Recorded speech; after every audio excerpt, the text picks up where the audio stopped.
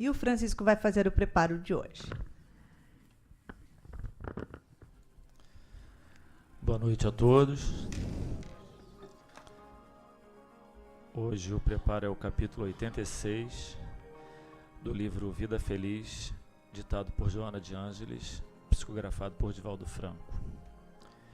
Insiste na preservação da tua saúde.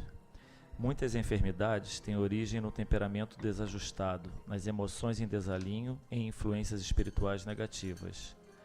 A ansiedade, o medo, o pessimismo, a ira, o ciúme, o ódio são responsáveis por males que ainda não se encontram catalogados, prejudicando a saúde física, emocional e mental. Esforça-te por permanecer em paz, cultivando os pensamentos bons que te propiciarão inestimáveis benefícios. Conforme preferires mentalmente, assim te será a existência.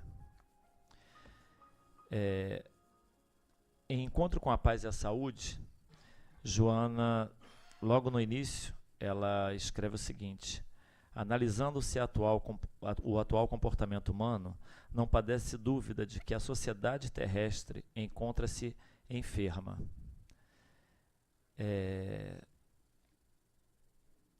Então isso é um problema de todos nós, ou seja, todos nós estamos doentes. E eu ouvi no outro dia numa palestra uma coisa que eu achei muito interessante, que o palestrante falou o seguinte: não existe doença, existe doentes. Né?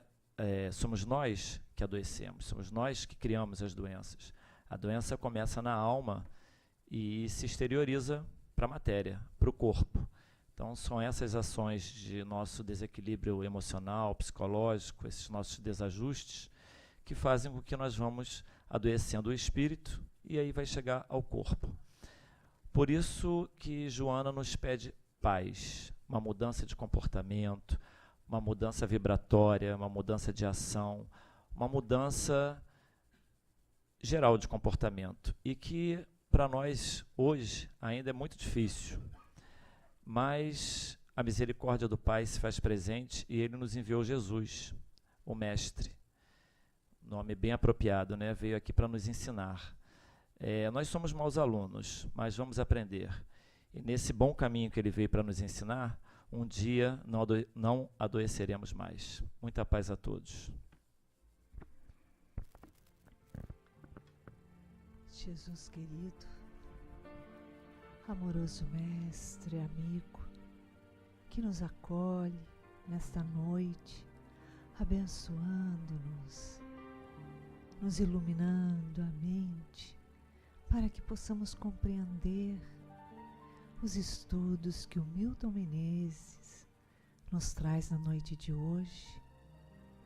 Pedimos a Joana de Ângeles que, com o seu carinho e a sua alegria, o envolve em sua inspiração.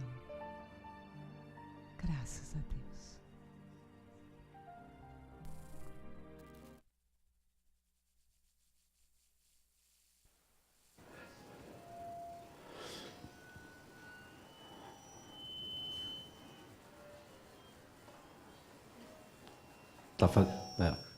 Tá alto.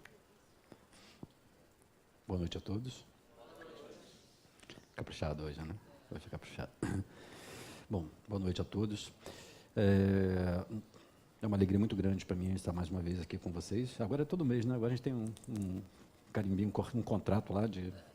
Todo mês a gente está aqui procurando trazer algumas reflexões sobre os temas e, na verdade, por conta dessa trajetória ao longo de muitos anos estudando o comportamento humano, o psiquismo, a espiritualidade, a gente sempre procura focalizar os temas, mesmo quando é um tema às vezes mais evangélico, enfim, na perspectiva do entendimento do ser humano, do funcionamento do nosso psiquismo, a partir de uma visão espírita de homem. Foi? É porque a minha garganta está quase desencarnando hoje, então ela vai precisar de uma ajuda especial, uma sustentação espiritual, porque minha garganta hoje está realmente Então, nós sempre procuramos fazer essa abordagem na medida que a gente possa enriquecer a nossa reflexão sobre o entendimento do comportamento humano, dos desafios que nós temos no nosso dia a dia, a partir de uma visão espírita de homem, a partir de uma visão espírita da realidade social, física, enfim. E hoje nós vamos abordar um tema do livro que o pessoal me passou o tema do livro da Joana de Ângeles, Amor como Solução. É um livro que aborda vários temas, eu tenho abordado aqui alguns temas desses, né, e hoje, particularmente, para minha alegria, é um tema que tem muito a ver com aquilo que a gente vem estudando. O tema, o título do capítulo, que me pediram para falar, é sobre os fenômenos da cura. O desafio da cura do corpo físico, do desafio da cura das doenças. Quando nós enfrentamos o desafio de uma doença, de um problema físico, ou de um problema, de um modo geral, né, um tipo de sofrimento, essa busca para a superação ou pela superação da dor. E esse é um tema que me parece ser importante para todos nós. Como que nós lidamos, e o que nós realmente, efetivamente buscamos quando estamos buscando a cura de uma doença? Qual é o entendimento que nós temos, ou procuramos, ou precisamos ter, para de alguma forma enfrentar um fenômeno que invariavelmente todos nós, em algum momento da nossa vida, vamos enfrentar? Algum tipo de sofrimento, algum tipo de doença. Mesmo que não necessariamente conosco, mas, por exemplo, com alguém, um ente querido, um filho, um companheiro, um pai, uma mãe. Como nós lidamos com isso? Como que a gente vem lidando com isso? Claro que isso daria assunto para um congresso, né?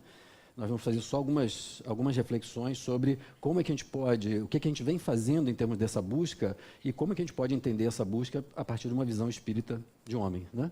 Tem uma canetinha daquelas, por favor? Então, uma das... né? Tem uma, né? Tem um negocinho aqui de puxar para o lado. Uma das coisas que nós... Obrigado. Uma das coisas que nós observamos como o maior e talvez o principal desafio que nós temos em relação à superação das doenças físicas é a forma como nós encaramos o problema da dor física, o problema do sofrimento de um modo geral. Nós temos na nossa cultura, principalmente na cultura ocidental, uma influência muito grande de uma visão hedonista da vida. Né? Ou seja, uma visão hedonista quer dizer uma visão que prioriza ou coloca como foco e objetivo da vida o prazer, a sensação de satisfação, o prazer pelo prazer como objetivo da vida. Então, se nós estamos, mesmo que inconscientemente, movidos por um objetivo que parece ter nessa crença que o grande objetivo é que a gente não sofra, que a gente busque prazer, o sofrimento, a doença, passa a ser um grande inimigo a ser combatido. Por quê? Qual é o grande problema do sofrimento? É assim. O pessoal já sabe, né?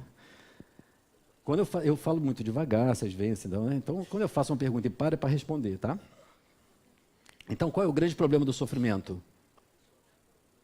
Isso mesmo. É mais ou menos isso. É porque dói. O problema do sofrimento é porque ele dói. E aí, quando a gente tem uma visão que no fundo tem essa visão hedonista da vida, a gente passa então a querer evitar o sofrimento a qualquer preço, sem entender qual é o papel dele na nossa vida. Sem entender qual é a contingência, ou qual é o tipo de circunstância que ele, numa visão de homem, quando a gente tem uma visão de homem, qual é o papel desse sofrimento na nossa vida. Porque se a gente coloca como inimigo a ser vencido, então nós temos que fazer de tudo para evitar entrar em contato com essa dor. Tentar superá-la de qualquer forma. Porque ela passa a ser, então, um objetivo de evitação. Só que isso, na maioria das vezes, tem impedido que a gente entenda exatamente qual é o papel dessa dor na nossa vida. Eu costumo dizer que a dor tem um sentido pedagógico na nossa vida. Nesse capítulo, a Joana de Ângeles fala alguma coisa parecida em relação a isso, né? Que quando nós nos conscientizarmos que a nossa encarnação ela tem uma finalidade educativa e não recreativa, nós vamos poder aproveitar um pouco melhor o sentido e a nossa existência. Eu queria começar com você. Eu tenho duas coisas para começar. Posso começar de um jeito ou de outro? Eu vou começar de uma forma. Então, depois eu falo isso. Dos dois. A dois. A dois. Ninguém entendeu não, mas enfim. É porque isso é assim, sabe? Eu sou meio assim, minha cabeça funciona meio assim, né? Eu venho sem preparar eu preparo a palestra, o que eu vou falar? Mas na hora, dependendo do que eu sinto aqui, eu vou por caminhos, assim, às vezes meio, né, alternativos. O que nós estamos acostumados a fazer? A nossa visão, muito impregnada de uma visão materialista do homem, tende a considerar, então, o sofrimento... Oi? Nossa, esse é um ser humano, né? Para quem não conhece, é o ser humano, é o meu ser humano. Como nós temos uma visão muito materialista, muito impregnada dessa visão mais da dimensão material, do ego, do corpo físico, principalmente a partir do desenvolvimento do pensamento racional científico, nós passamos a procurar entender as doenças, os problemas físicos, emocionais, relacionais que nós temos como um produto da nossa organização física. Ou seja, dentro da ciência nós chamamos isso de organicismo. Ou seja, não há uma função sem órgão correspondente. Então, se tem alguma coisa acontecendo numa função nossa qualquer, tem um órgão que gera, que produz aquela função. Se tem um problema naquela função, então a gente tem um problema no órgão. Vamos procurar a origem da formação daquilo no nosso corpo. Veja que essa é uma visão eminentemente materialista do ser humano. E que foi muito importante no desenvolvimento do pensamento humano, porque permitiu que a gente rompesse com uma visão muito mitológica, divina, religiosa das doenças, e ao fazer essa ruptura, permitiu que a gente estudasse definitivamente o corpo humano, que a gente pudesse entender as leis, a lógica de funcionamento do corpo humano, a química, a biologia, a bioquímica cerebral. Então, isso foi fundamental para que a gente pudesse entender realmente aquilo que acontecesse no corpo físico vindo da sua origem clínica, da sua origem física. E porque, de fato, essa é a expressão mais concreta do sofrimento, né? Quando ela bate no corpo físico. Okay? Isso tem a ver com essa visão de um homem, uma visão, então, materialista do homem. Então, se eu tenho um problema na forma de pensar, no meu pensamento, aonde que eu devo ter um problema? No cérebro, né? Se eu tenho, então, um problema na minha digestão, eu tenho um problema onde? Estômago, intestino, né? Sistema digestivo e tal. Se eu tenho um problema, então, nas minhas emoções, então eu tenho problema onde? Aí começou a complicar, né? Não, é o coração? É a cabeça? Não, é o cérebro. Então a gente descobriu os neurotransmissores, aí nós resolvemos todos os problemas. Porque todo problema é neurotransmissor, né? Ansiedade é um problema de neurotransmissor, depressão é um problema de neurotransmissor, o toque é um problema de neurotransmissor, não é isso, doutor? Não é isso? Tudo é um problema de neurotransmissor. Então, e é fato, né? Nós sabemos que alguns desses quadros estão relacionados, por exemplo, a uma disfunção da bioquímica cerebral. E isso fez com que a gente viesse avançando no sentido de encontrar, porque pela lógica materialista, se eu tenho então um problema no corpo e eu tenho uma manifestação de um desequilíbrio desse corpo na dor, se eu encontro então a causa, eu desenvolvo então uma medicação capaz de reequilibrar fisicamente e eu vou resolver o problema, não é isso?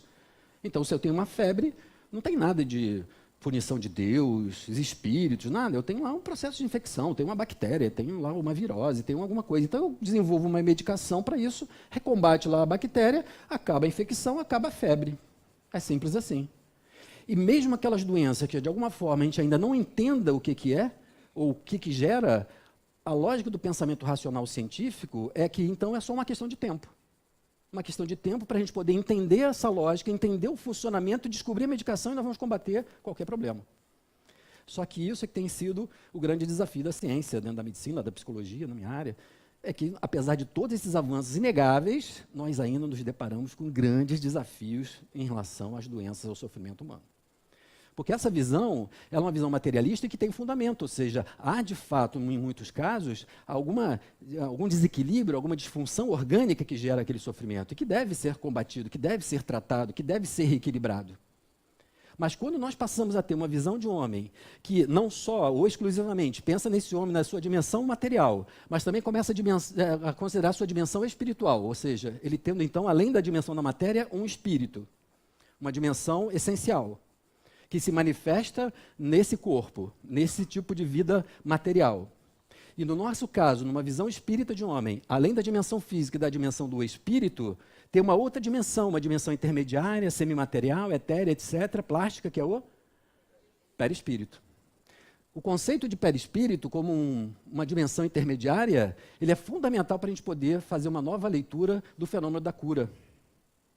Porque então a cura, e nós vemos isso sistematicamente, a cura então não está simplesmente numa perspectiva de reequilíbrio da dimensão física.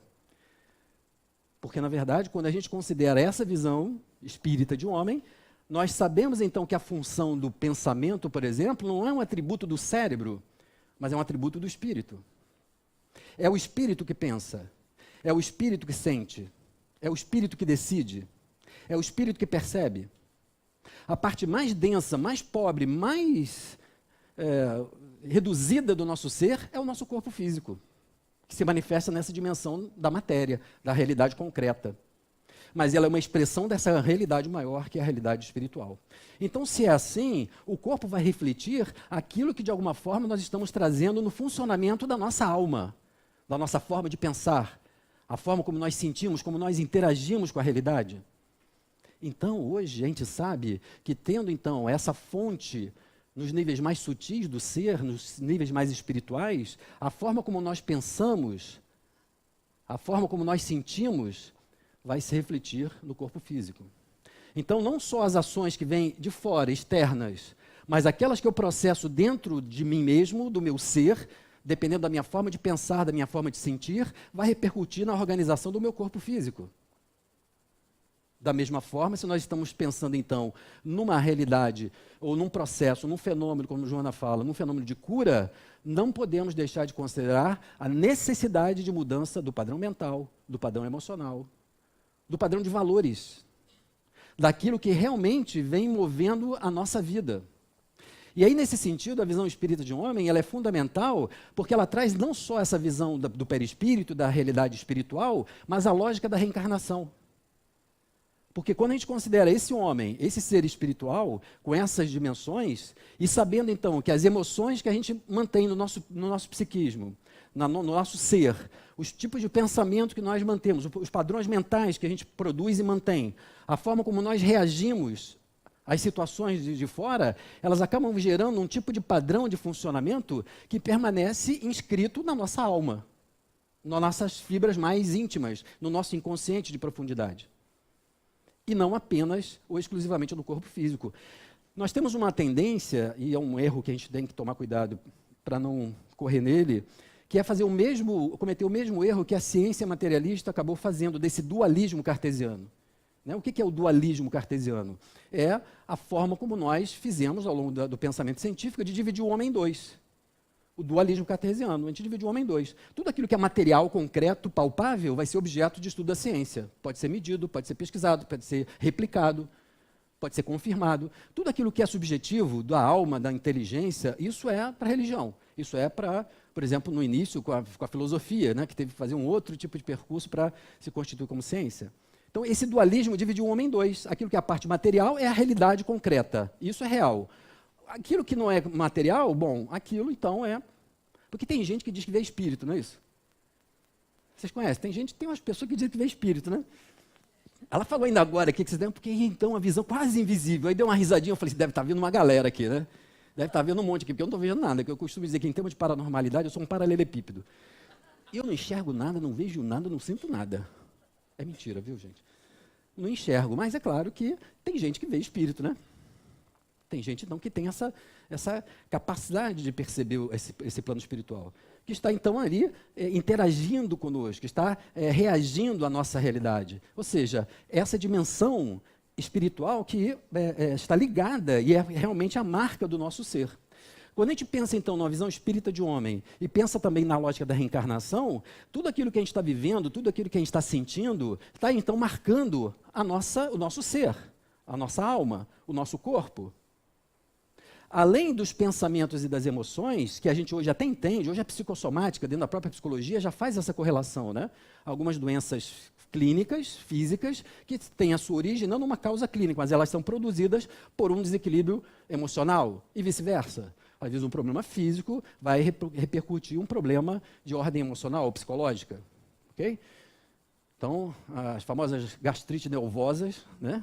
As gastrites nervosas Ou seja, tem um processo de desequilíbrio orgânico que é causado por um quadro de estresse, um quadro de angústia, etc. Ou, ao contrário, uma dor de cabeça intermitente faz, por exemplo, desenvolver um tipo de ansiedade, um tipo de angústia. Então, nós temos hoje esse quadro das relações psicossomáticas, já mostrando essa ligação estreita entre os quadros mentais e emocionais com o desequilíbrio do corpo físico.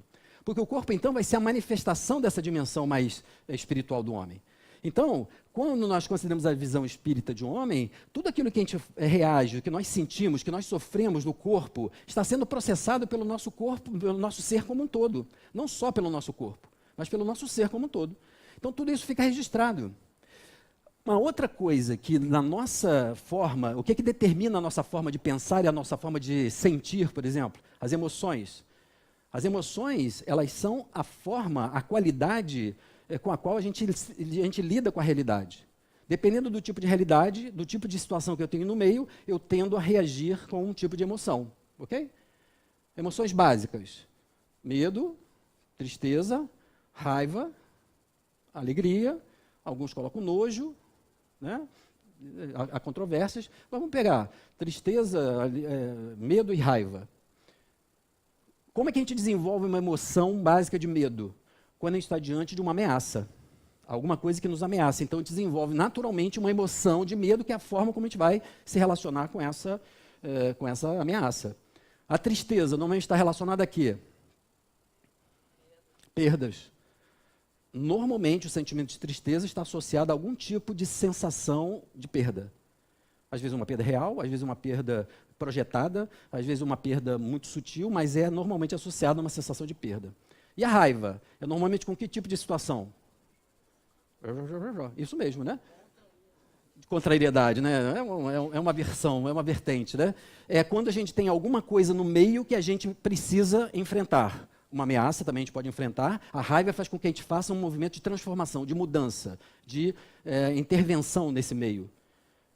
Então, é a forma como nós reagimos emocionalmente. Então, isso é um problema, as nossas emoções, essas emoções, ter medo, ter raiva, ter tristeza, é um problema?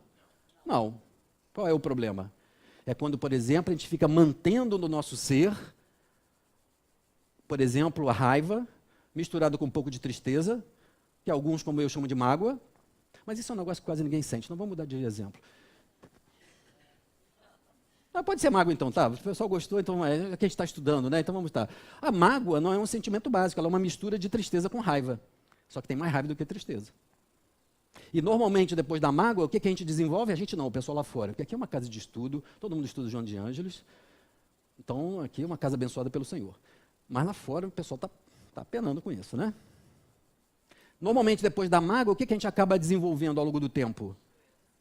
Antes da doença. A gente fica ressentido, né? Ressentimento, a raiva, às vezes sutil, aquela raiva que é alimentada do ressentimento, ela vai corroendo a gente por dentro. Porque ressentimento, ressentir, a gente fica ressentindo. Quem fez alguma coisa pra gente já foi até embora, nem sabe, nem lembra mais, mas a gente fica ressentindo. A gente fica lembrando aqui de novo, fica naquele diálogo mental. O pessoal lá fora faz muito isso. Aquele diálogo mental. Não, mas também, como é que pode ter feito aquilo? E depois diz que é espírita. Aí chega lá, faz palestra, faz cara de espírita. Sabe como é cara de espírita? Faz aquela cara assim, meus irmãos. Né? E aí fala, vai, faz aquela cara, eu não sei o quê. Né? Aí a pessoa vai fazer a prece, aí a gente fica lá, na hora de prece, né, para harmonizar o pensamento. Aí a gente fica assim, vai falar de Bezerra de Menezes. A casa é de Joana de Ângeles, gente. Falar de Bezerra de Menezes, fala sério. Sem noção, né? Como é que pode? Por isso que não tem jeito, né? Então a gente fica naquele processo mental, desenvolvendo então um pensamento, uma emoção que, dependendo do tipo de carga e sobrecarga que causa pelo corpo, pode de fato desenvolver uma doença. Isso não quer dizer que, por exemplo, não cria um problema físico que de fato tem que ser tratado, tem que ir ao médico. Porque tem um problema de ordem física. Mas a maioria das vezes o problema de ordem física não é uma causa que a gente vai buscar, já é uma consequência de uma causa anterior, que está no nível espiritual. Não só na manutenção das nossas emoções e de padrões de pensamento, às vezes muito cristalizados, mas para um outro tipo de problema. O nosso sistema de crenças e valores. Eu vou me prender mais no sistema de valores. O que eu quero dizer com o sistema de valores? dependendo do tipo de noção que eu tenha, da visão que eu tenha, da consciência que eu tenha de mim mesmo, de quem eu sou, do que eu sou, qual é a visão e a consciência que eu tenho do mundo e qual é o sentido da minha relação com o mundo, eu vou desenvolver um sistema de valores. Valores aqui eu não estou colocando no sentido de princípios, tá? Valores, dentro da axiologia, que é a ciência de valores, nós temos 3 visões para valores, né? O valor de troca, que normalmente é associado ao valor monetário, né? Tem um valor de referente, padrão de troca. Tem o valor como princípio, princípios que norteiam a nossa vida, e tem o valor como tudo aquilo que serve para atender uma necessidade nossa. A minha consideração de valores aqui é nesse sentido, ou seja, aquilo que serve para atender uma necessidade humana. Então, se tem alguma coisa que serve para atender uma necessidade, eu atribuo valor. Ok? Ao longo das vidas, o que a gente tem buscado como principal objetivo da nossa vida? Gente, estamos procurando um negócio que ninguém sabe o que é. Felicidade. Isso, felicidade. E o que é a felicidade? Vai ter aqui o congresso, Segredos da Felicidade, com o Divaldo Pereira Franco, né? Vamos fazer uma propaganda. Mas o que é a felicidade?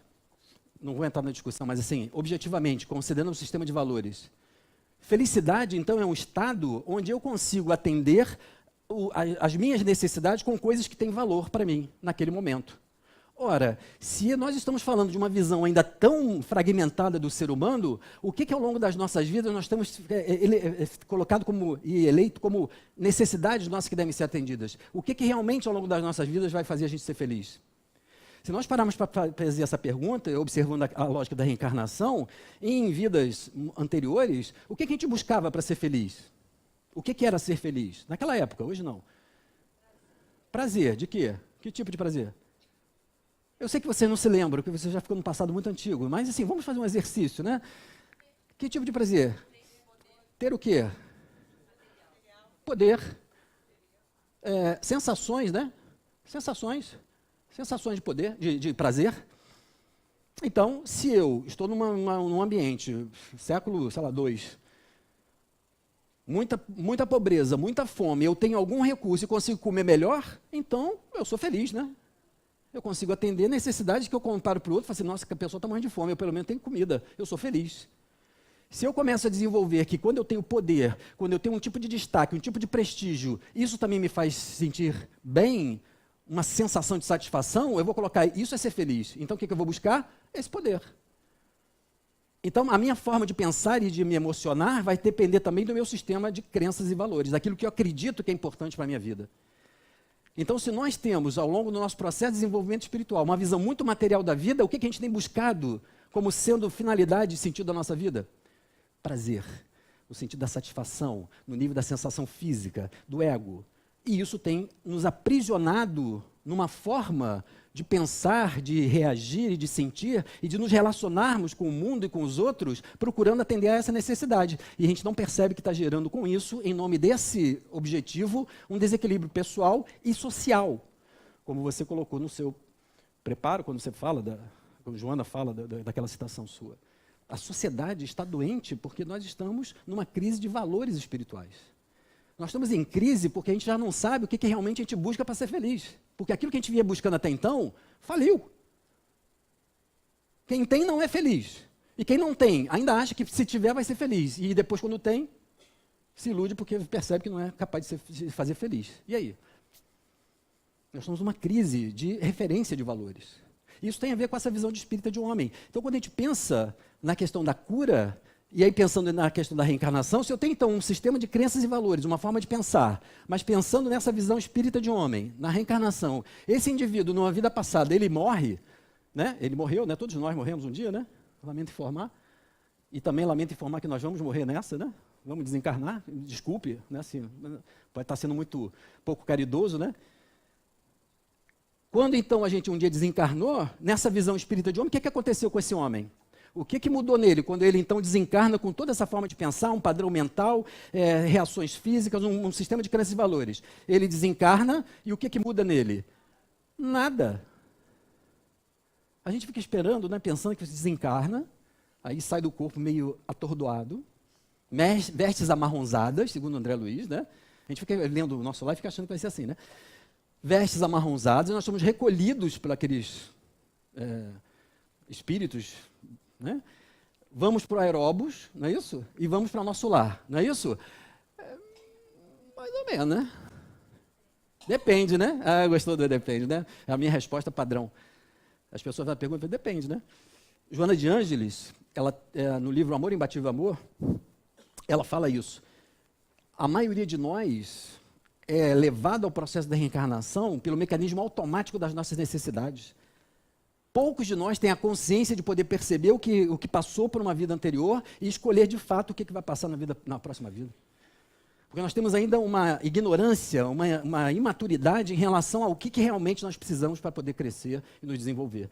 Então, quando esse indivíduo aqui desencarna, o que ele vira? Não vira sorvete, né? Ele perde o corpo físico, mas ele continua vivo, né? Ele vira aqueles que a Iraci costuma ver, né? Não é isso? O que mudou nele?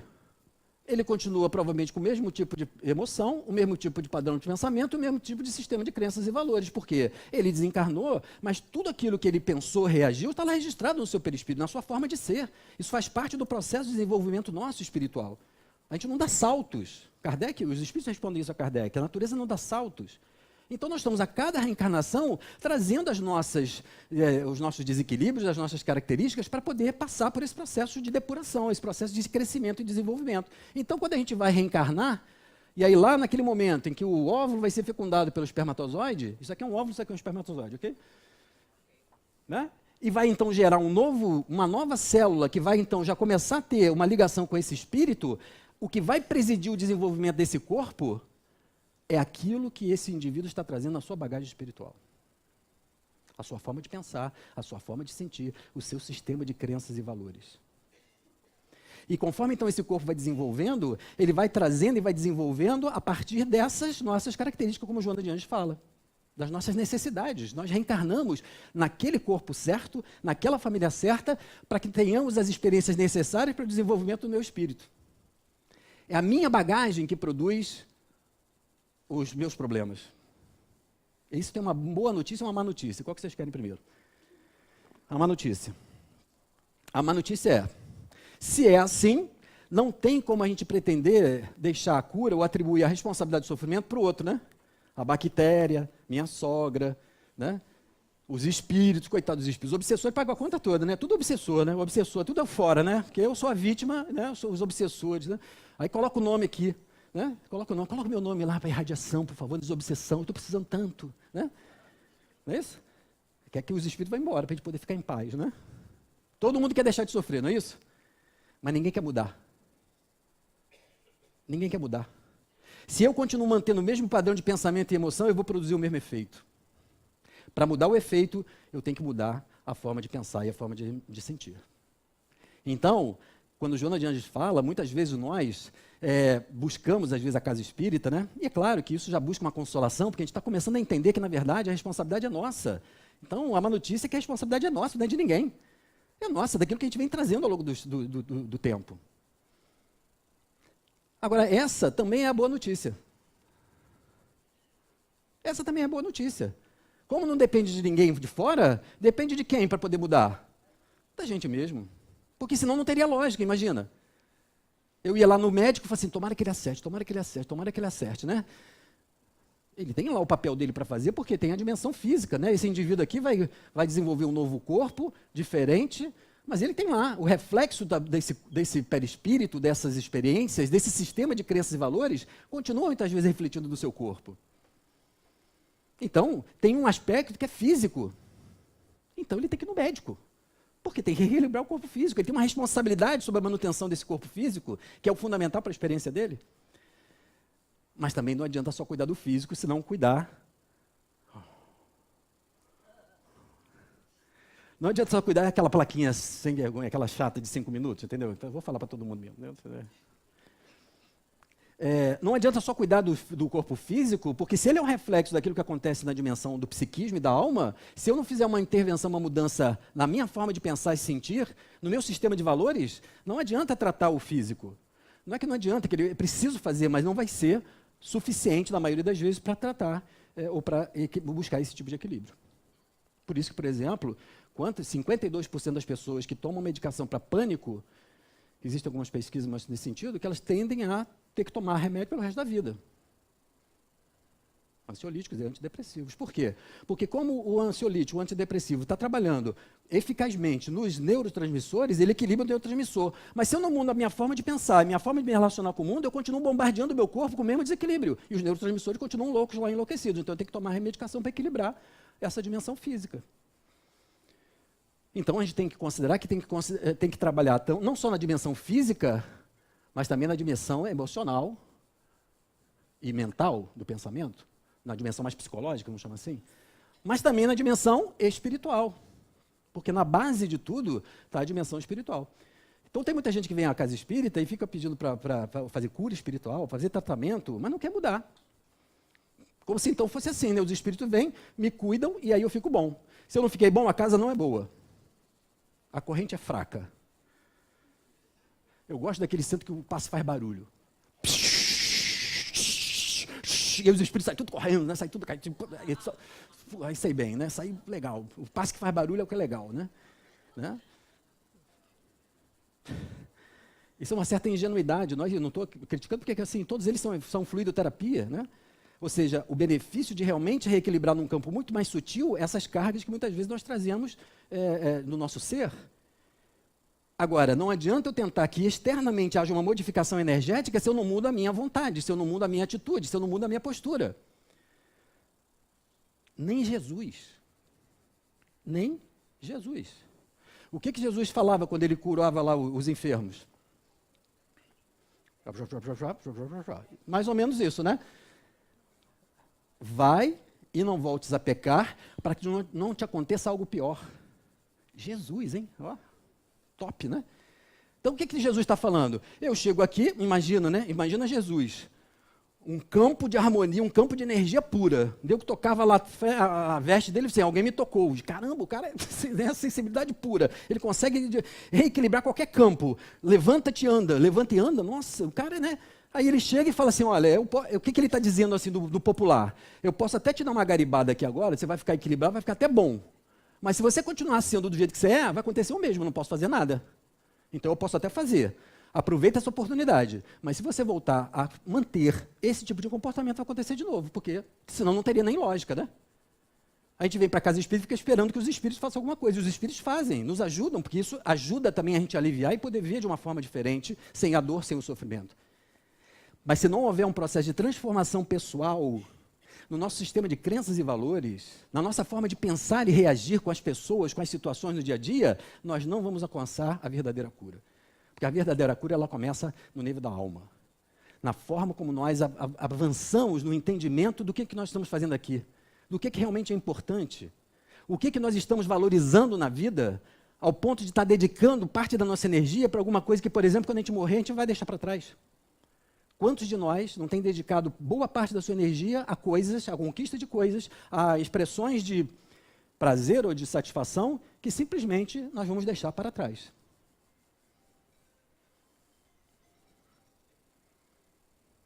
Está na hora de acabar, né?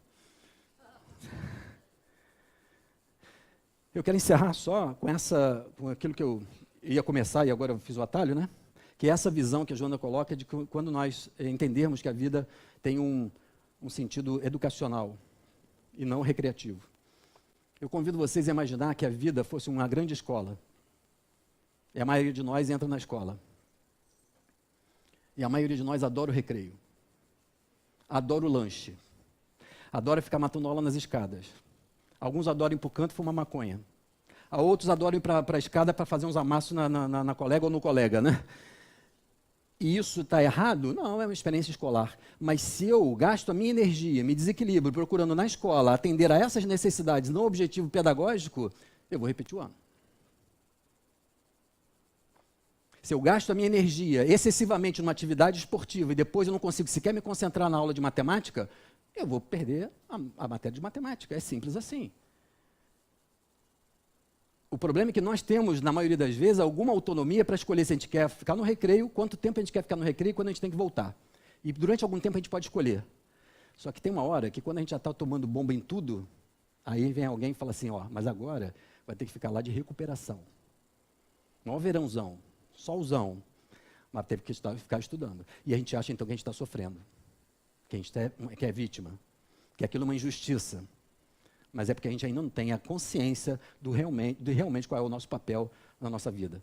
O que realmente nós estamos fazendo para crescer e desenvolver espiritualmente? Qual é o sentido que realmente tem para cada um de vocês a vida que vocês estão levando? Aonde vocês estão depositando a sua melhor energia para a conquista de que tipo de valores?